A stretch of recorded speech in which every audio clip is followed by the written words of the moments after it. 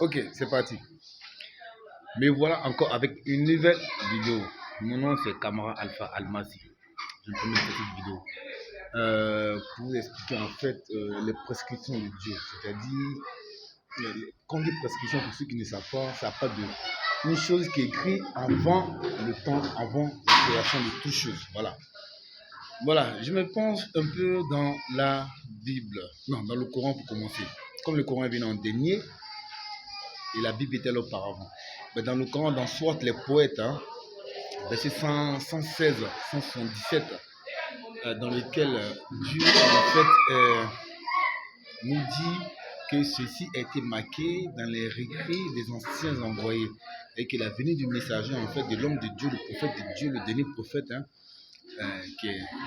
bon, qui est Jésus-Christ, le Messie, est écrit dans le Coran et dans la Bible. Voilà. Donc, c'est que dans la Bible, donc dans ce cas, moi je me penche dans la Bible. C'est Dieu qui m'a inspiré ça, je pense. Je ouvre l'Apocalypse. Dans l'Apocalypse chapitre 1, verset 4 et verset 8. Bon, moi je suis né le 8e mois, avec le 4 août. Donc je prends l'Apocalypse qui signifie la fin des temps. Vers la fin des temps, viendra un homme, viendra en fait un homme de Dieu. Son nom c'est Alpha. Il sera né le 8e mois. C'est-à-dire, en gros, Dieu lui-même, il a eu un contrôle.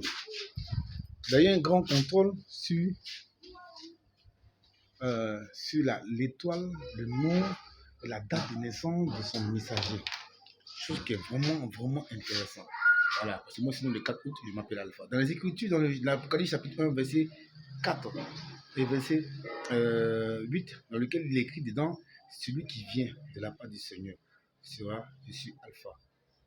Et bien, moi, je viens de la part du Seigneur, je m'appelle Alpha, c'est le 4 8e. En gros, Dieu a eu le contrôle même sur mon étoile, en fait, sur ma date de naissance. Voilà. Donc, le Coran est une continuité de la Bible. C'est sûr. Bon, maintenant, je m'autoproclame. Je ne m'autoproclame pas Dieu dans les Écritures, mais fait savoir en fait que je suis le descendant de la reine des Saba. C'est-à-dire, en gros, je suis l'un de ses descendants, en fait, voilà, qui porte le sang de la reine des Saba. Et c'est Dieu qui veut m'instaurer comme roi. Et toute la tribu de Saba, qui sont dans le camp de l'Afrique. Une partie aussi au Yémen. Voilà. Donc, en l'occurrence, donc, je me suis roi. Par la grâce de Dieu, Dieu veut m'installer à sa puissance. Et voilà. Et je n'y refuse pas.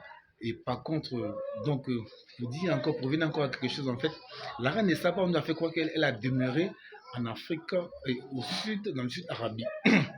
Non, la reine de Saba a demeuré dans l'actuel Israël. Et dans l'actuel Israël, on voit le temple de Salomon. On nous a fait croire que c'est le temple de Salomon. On s'appelle le temple de Salomon, c'était le palais de la reine de Saba. La reine de Saba a été expulsée de sa terre. Elle est passée par l'Égypte. À partir de l'Égypte, on trouve le fleuve du Nil. Le fleuve du Nil qui descend jusqu'en Éthiopie. Donc, dans le désert, pour ne pas mourir de soif, il a fallu suivre ce long du fleuve qui descend jusqu'en Éthiopie. Du coup, elle s'est exilée. Voilà, c'est vrai pour qu'on trouve le même style de construction en Israël, aussi en Éthiopie. On trouve encore des châteaux de grandeur. Un château fort. Un château fort, ça signifie quoi? Quelqu'un qui s'est fait envahir une fois, qui ne veut plus se faire envahir. Donc, il construit un château fort, une sorte de prison où tu ne peux pas rentrer. Mais si tu l'attaques, lui te combat. C'est un château fort, en fait. Et on trouve aussi à Lalibela, on trouve aussi à Debredamo, dans la Digra, dans le Tigré. On trouve aussi des monastères qui datent depuis très longtemps, en fait. Voilà.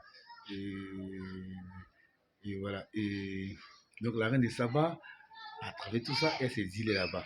Et dans la corne de l'Afrique, on trouve beaucoup de sel. C'est une terre qui est vraiment très salée. Même l'eau de robinet est vraiment très salée.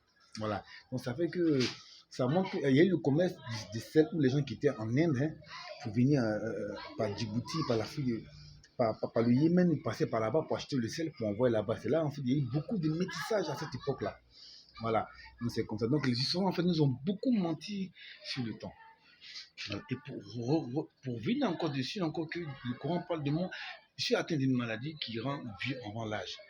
Voilà, c'est-à-dire qu'au point que je peux tout me savoir que Dieu m'a donné. Qui est écrit dans le sourate 16, les abeilles, verset 100, 167, dans lequel Dieu me dit les fruits des palmiers, des vignes, votre une boisson enivrante et un aliment excellent. Les fruits de palmier qu'on cuisine, c'est en Afrique de l'Ouest, Côte d'Ivoire, Ghana, la Guinée aussi. C'est le seul contrée où on trouve la graine où on cuisine vraiment. Voilà, donc ça montre l'Afrique de l'Ouest, un messager qui est moi, qui sera malade, et bien, ces aliments seront pour lui une guérison manifeste. Voilà. Et les fruits aussi sont bons pour moi, le miel aussi est bon pour moi, les dattes aussi sont bons pour moi, le raisin aussi est bon pour moi. Tous ces aliments en fait sont pour moi bénéfiques pour ma santé. Voilà, qui est dans mon ventre en fait, un truc qui a été placé mystiquement. Et ces aliments-là permettent de combattre la phobie, quoi. Pour ne pas qu'il y ait mes défigures en fait.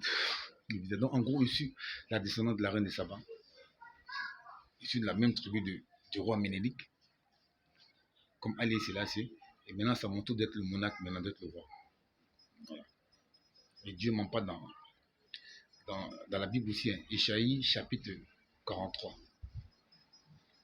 Voilà, il dit bien, il te ramène, il dit dans le verset 4 et 5, il dit bien, à Saba à ta place dans les Écritures. Et que la tribu de Saba, c'est là que se trouve ta place. Il te ramène de l'Orient ta race. Voilà, Dieu montre une orientation, un peu, et une terre d'exil et une royauté. Voilà. Donc, moi, c'est Kama Alpha. Alma, c'est qui en arabe, qui signifie le Messie en français. Donc, voilà. Donc, je tiens à donner toutes ces précisions pour dire même Dieu a le contrôle sur toutes choses. Toute chose fut créée par Dieu et il a le contrôle sur toutes choses. Toute chose fut écrite par Dieu, comme il en parle dans Jean chapitre 1, verset 2, 3, 4, 5. Et quand il dit, au commencement était la parole, et toute chose a été créée par la parole. Et en gros, Dieu a créé d'abord les livres avant de créer l'être humain d'abord pour commencer. Donc, à la prochaine fois pour mes prochaines vidéos.